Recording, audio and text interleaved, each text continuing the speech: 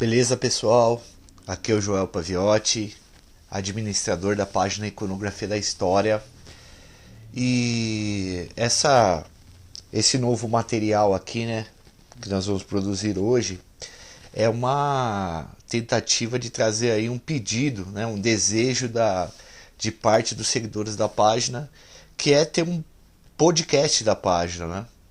Faz muito tempo já que o pessoal que nos acompanha aí vem pedindo esse novo material aí, essa nova forma de produção, e a gente resolveu fazer com um tema bastante interessante. Vamos ver se dá certo aí, né? Se vocês gostam, se é do agrado de vocês. A gente queria trazer aqui como primeiro assunto do nosso podcast o massacre do Carandiru, que aconteceu em 2 de outubro de 1992. Foi um fato que até hoje é bastante repercutido, é bastante discutido no Brasil e tem histórias bastante interessantes aí dentro desse acontecido. Bom, antes de mais nada, eu vou subir esse podcast aí pro YouTube, pro Facebook, então curta, compartilhe, ajude a nossa página, tá? E aproveite ao máximo aí todo o conhecimento que nós vamos levar até vocês. Bom, o Carandiru, ou a Casa de Detenção de São Paulo, ela foi fundada em 1920 e a princípio era uma prisão modelo, né? Era uma prisão que tentava ressocializar os presos, mantinha o número de presos fora da lotação total, mas São Paulo passou por um processo, a cidade de São Paulo passou por um processo de grande inchaço populacional durante os anos 60 e 70, quando o desenvolvimento econômico de São Paulo passou a ser muito mais visível. Então vieram pessoas de todo o Brasil para a cidade, e a desestruturação, desorganização urbana decorrente desse inchaço populacional, né, desse desenvolvimento, acabou trazendo vários problemas para a cidade. Então veio gente de todo o país que não tinha dinheiro para morar nas áreas centrais de São Paulo, nas áreas mais nobres, então passaram a habitar lugares que ainda não eram habitados, e esses lugares passaram a se chamar, ficarem conhecidos como periferias de São Paulo, né? A periferia de São Paulo, e aí eu entro na periferia de São Paulo dos anos 90, ela era um lugar extremamente violento. Nós temos o exemplo, por exemplo, do Jardim Ângela, que em 1996 foi considerado a região mais violenta do mundo pela ONU, mais violenta inclusive que Medellín e Cali, no auge da guerra por tráfico de droga na Colômbia, pelo tráfico internacional. Então, para vocês terem uma ideia, o cemitério que era próximo ao Jardim Ângela, o Capão Redondo, ali naquela região, era o São Luís. O São Luís, nos anos 90, chegou a sepultar 1.000 pessoas por mês, de tanta violência que a cidade estava imbuída. E aí você sabe, muitas pessoas morando em regiões sem a presença do Estado, sem uma mínima organização, muitas vezes as coisas descambam para a violência. Foi aí que foi reforçada a rota, as rondas ostensivas Tobias de Aguiar. Foi nesse momento em que cresce exponencialmente a violência nos anos 80 até os anos 90. E São Paulo era uma região extremamente violenta. E no centro de São Paulo, próximo ao centro de São Paulo, no bairro do Carandiru, no coração do grande centro, ficava o presídio, né, mais conhecido como Casa de Detenção de São Paulo, mas era um complexo de penitenciárias que nós chamávamos de Carandiru.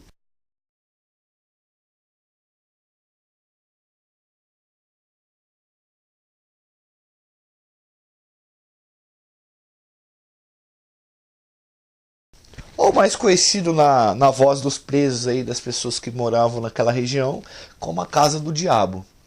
O Carandiru era formado por 9 pavilhões, ele tinha capacidade basicamente para 3.000 presos, mas chegou a abrigar 10.000 presidiados. em uma determinada época, no final dos anos 80. E era um lugar extremamente perigoso, né? Nós tínhamos ali 9 pavilhões. Vamos dar um destaque apenas para os 2 últimos, que é o 8 e o 9. O pavilhão 8 era o pavilhão onde geralmente ficavam os presos que eram macaco velho do crime, né? Que nós chamamos de pessoas que seguiram a vida do crime mesmo. Assaltantes de banco, gente com mais de 5 ou 6 BOs nas costas, pessoas que já eram veteranos do mundo do crime e dominavam a vivência na cadeia, né? Eles já conheciam o espaço de viver por trás das celas, atrás da muralha. Então eles se respeitavam bastante, mas eram presos muito perigosos. Por outro lado, no pavilhão 9 era onde eram colocados os réus primários, os presos mais jovens, os que ainda não tinham se adaptado ao mundo do crime ou ao mundo da cadeia.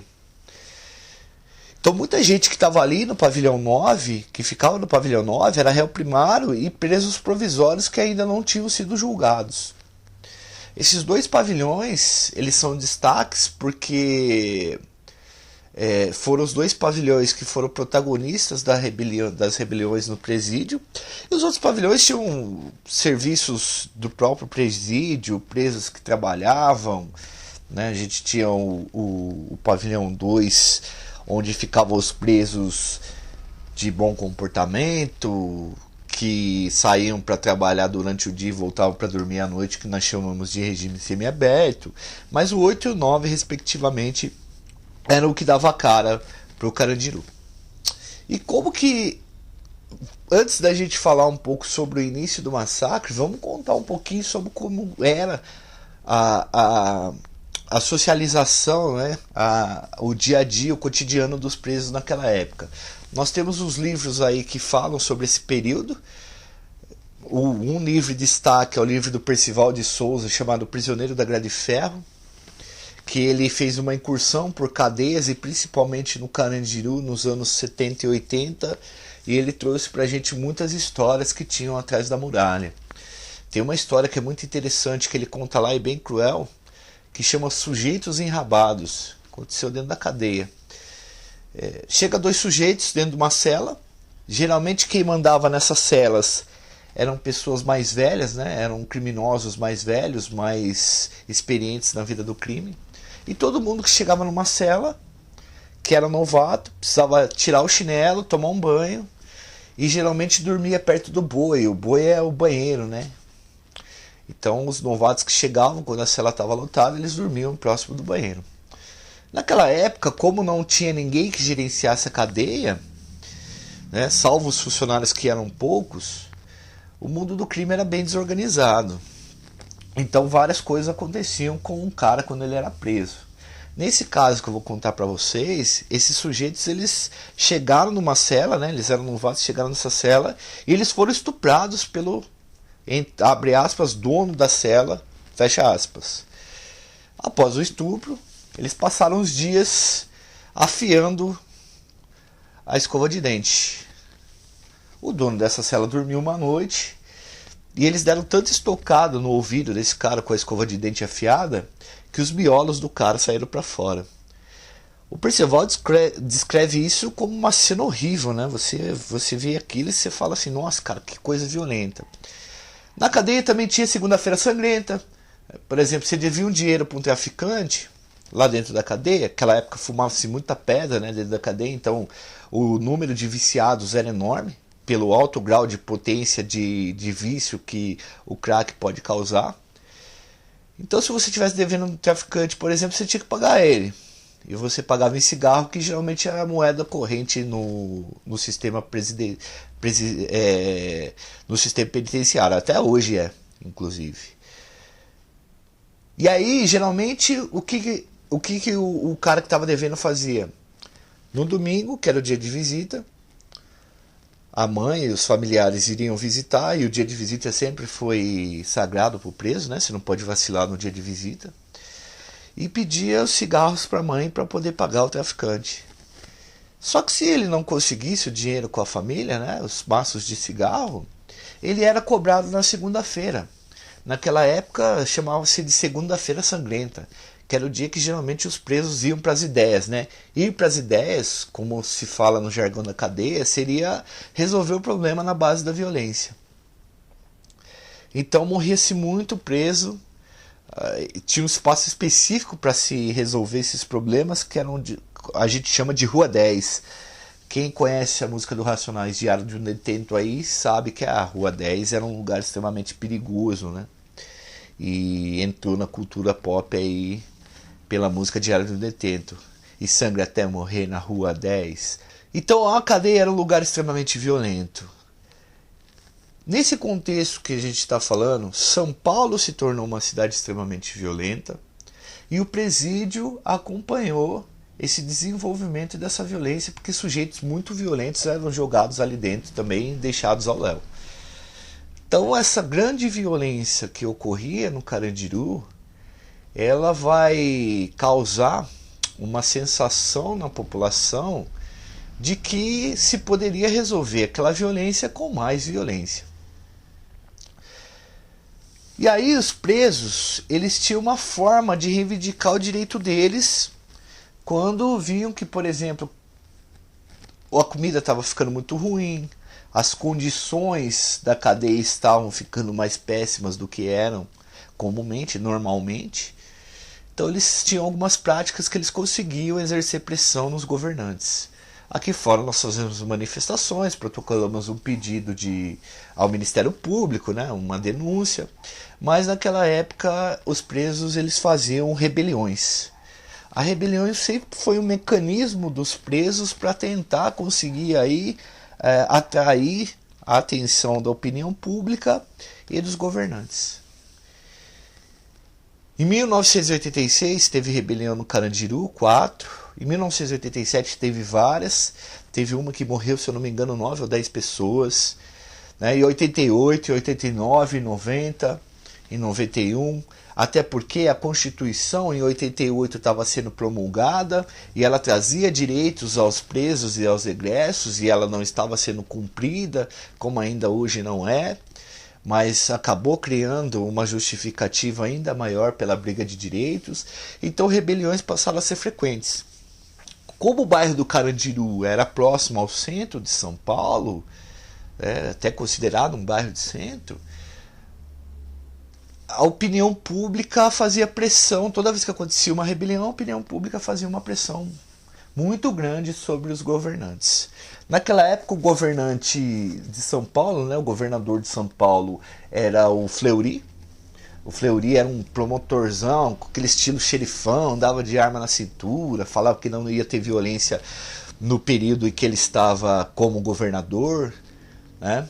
E a sociedade pressionava ele toda vez que acontecia uma rebelião no Carandiru. Pensa só, aquele período deveria ter entre 6 e 7 mil presos, então você imagina 7 mil presos rebelados dentro do presídio, para causar medo na maior parte da população mesmo. Mas a rebelião e o massacre do Carandiru, ele realmente começa, agora não falando mais de contexto e falando sobre os fatos, realmente começa no dia 2 de outubro de 1992. Era uma tarde meio chuvosa, assim, caiu uma garoa fina, fria. E ao término de um jogo de futebol, que era o jogo de futebol, né, o fim do campeonato da casa lá, né, do Carandiru que tinha, que geralmente era disputado ali entre o pavilhão 8 e o pavilhão 9 sempre, ocorreu. E aí no final desse jogo, desse campeonato, os presos já estavam comemorando e depois se recolhendo.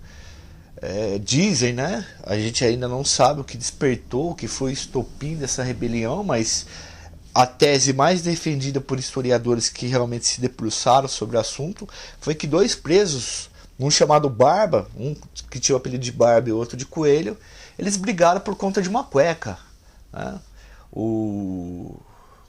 Cada preso ali tinha um varal que ele poderia estender a roupa. Terminou o varal do Barba, ele estava estendendo roupa e ele estendeu uma cueca no varal desse Coelho. E os caras acabaram se desentendendo por causa dessa briga, por conta da cueca no varal do outro. Eles acabaram brigando. Eles já eram de 2 quadrilhas rivais, que já tinham rusga há muito tempo. E essas quadrilhas brigaram e isso se desencadeou. Essa briga se desencadeou num efeito dominó. E aí nós tivemos vários pavilhões rebelados, principalmente o 8 e o 9. Bom, pavilhão rebelado no Carandiru, dia 2 de outubro de 1992, o que aconteceria no domingo? A eleição. O Fleury apoiava um candidato a prefeito em São Paulo, que era o Aloysio Nunes, que era o seu vice-governador. E ele precisava dar uma resposta rápida. Ele nem estava em São Paulo no dia, ele estava em Sorocaba, tentando, né, dar uma força para um outro prefeito lá, para um outro candidato a prefeito. E ele precisava dar uma resposta rápida a essa rebelião que estourou. No dia 2 de outubro, numa sexta-feira, e domingo seria eleição. Só que ele não conseguiu contato, naquela época o contato era muito difícil, ele estava por telefone e não sabia o que estava acontecendo direito. Mas mandaram, né, a Secretaria de Segurança mandou a rota e mandou a tropa de choque para a porta do Carandiru, e as famílias dos presos também foram na porta, porque sabiam que se houvesse uma invasão, certamente morreria preso, ou eles teriam algum problema aí com a segurança e integridade física desses presidiários, né? E tudo bem, aconteceu. Estava acontecendo lá a rebelião muito violenta, diga-se de passagem, e cortou-se a energia do presídio, cortou-se a água do presídio, e os presos começaram a se acalmar um pouco a partir aí de umas 6 da tarde, quando a polícia já chegou ali na porta do presídio. Não se sabe muito bem quem deu a ordem para invasão. Eram 2 juízes de direito que estavam lá, foi o governador, ninguém diz muito bem sobre isso daí. Ainda hoje a gente tenta individualizar a pena de quem mandou invadir o Carandiru e não se sabe muito bem. Isso é uma coisa muito nebulosa na história do Brasil. Mas enfim, o comandante Ubiratã de Guimarães entrou junto com a tropa de choque dentro do presídio. Já eram umas 6 horas da tarde, já estava começando a ficar escuro. Policiais dentro do presídio, e naquela época vivia-se uma guerra entre polícia e ladrão, que era legitimada pela sociedade, ainda hoje existe. E entrou o coronel Ubiratã, foi o comandante da tropa de choque, e entrou junto com a tropa de choque com 30 homens lá dentro do presídio. E logo no momento que ele entrou, quando ele estava subindo no pavilhão 9, no segundo piso, um preso jogou uma televisão nele, essa televisão bateu nele, explodiu, e ele ficou inconsciente. No momento que ele ficou inconsciente, os policiais se desesperaram, tiraram o comandante dali, levaram para fora, a rota entrou junto com o choque para dentro. E nesse momento se dá um momento crucial em que aquilo vira de uma intervenção do Estado dentro do presídio para conter rebelião, aquilo se desenrola no massacre. E foi um arregaço mesmo, né? Falando do que foi feito dentro da cadeia. Não houve nenhum policial morto. As balas comiam lá dentro, tiro para todo lado. Na perícia foi constatado que grande parte dos tiros que foram dados para dentro da cela, dos disparos que foram feitos para dentro da cela, boa parte estava na altura do rodapé, então quer dizer que muitos presos estavam deitados dentro das celas e foram alvejados, foram mortos ali a sangue frio. Foi mais ou menos uns 40 minutos a 1 hora de massacre, onde muitos presos foram mortos. Claro que os presos também exerceram aí uma questão violenta de ir para cima dos policiais com estocas, né, que são aquelas facas feitas dentro da cadeia com pedaços de cela, enfim. Mas o que a gente pôde observar lá que foi um massacre porque não morreu nenhum policial, só morreu presos. O que não quer dizer também, né, que a gente comemoraria a morte de um policial, teria que acontecer mesmo para ter alguma diferença nisso. Nós só estamos falando que pelos fatos apurados depois, a gente viu que foi uma desproporção de força e não realmente legítima defesa, que você precisa reagir com meios moderados. O fim dessa história, na noite do dia 2, não se sabia quanto tinha morrido de presos. A polícia militar divulgou a princípio 8 presos mortos, mas conforme os presos foram carregando os corpos para o térreo do pavilhão 9, a gente começou a contar mais corpos, mais mortos. No dia seguinte, do sábado também, a Polícia Civil entrou lá com a perícia, a empresa pôde ter acesso, e na segunda-feira veio a contagem dos corpos e morreram nada mais nada menos do que 111 presos pela mão dos policiais que adentraram no presídio naquele dia 2. Desses 111 presos, quase 90 deles, 89, eram réus primários e estavam aguardando julgamento. Então, estavam aguardando julgamento, réus primários eram menos, mas estavam aguardando julgamento. Então a gente não sabia necessariamente se eles eram culpados ou não, porque ainda não havia transitado o trânsito e julgado da sentença dessas pessoas. Foi uma grande repercussão nacional. O comandante da tropa de choque, o Birata Guimarães, ele foi considerado uma espécie de herói, tanto que 2 anos depois ele se elegeu como deputado estadual com o número 14111. Só que o Brasil foi denunciado na Corte Internacional de Direitos Humanos e em instituições internacionais aí por esse massacre que ocorreu e por não ter respeitado as leis. O Brasil sofreu várias sanções, começou a se julgar esse crime que ocorreu. O processo ele é gigante, tem muitos volumes. Para vocês terem ideia, tem volume dos presos que carregaram outros presos, tem uma série de volumes também de cada policial. E esse julgamento passou por mais de 20 anos aí, e a gente ainda não chegou em nenhuma conclusão. O Coronel Biratã foi sentenciado, foi condenado a 600 anos de prisão, recorreu, conseguiu ficar em liberdade, anularam o julgamento do Coronel Biratã, depois ele foi morto pela própria esposa. E hoje muitos desses policiais ocupam cargos aí de liderança em tropas de elite da Polícia Militar, dentro da própria Polícia Militar.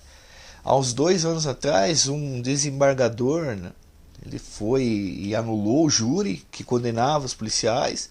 E a principal tese da justiça é que você não consegue fazer uma individualização do crime.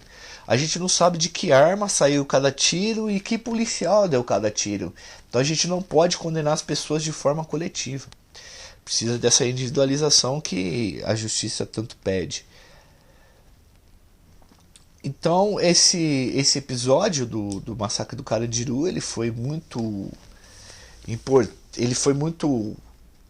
repercutido, tanto nacionalmente quanto mundialmente. Veio à tona aí novamente a ideia de que o Brasil ele é um país em que a impunidade reina, e para certos grupos, né? A impunidade reina bastante para certos grupos, mas ela teve consequências bastante pesadas assim para a nossa história brasileira. A primeira foi o início da era do que nós chamamos da era das facções criminosas. Foram sobreviventes desse massacre que foram transferidos 1 ano depois para um presídio em Taubaté, um presídio onde colocavam presos perigosos, né, considerados perigosos para o sistema, que nasce o primeiro comando da capital. Fico aqui no compromisso de fazer um vídeo para vocês, um áudio, né, um outro podcast, explicando aí como é que nasceu o primeiro comando da capital. E atualmente a cadeia ela é praticamente silenciada por facções criminosas que nasceram do medo de existir um outro massacre aos moldes do Carandiru. Bom, eu não sei com quanto tá marcando aqui, que ficou mais ou menos com os 25 minutos. Espero poder editar e ficar mais ou menos com os 21, 22 minutos aí. Mas esse foi o primeiro podcast da nossa página. Gostaria de pedir para vocês que sigam nossa página no Facebook, Iconografia da História.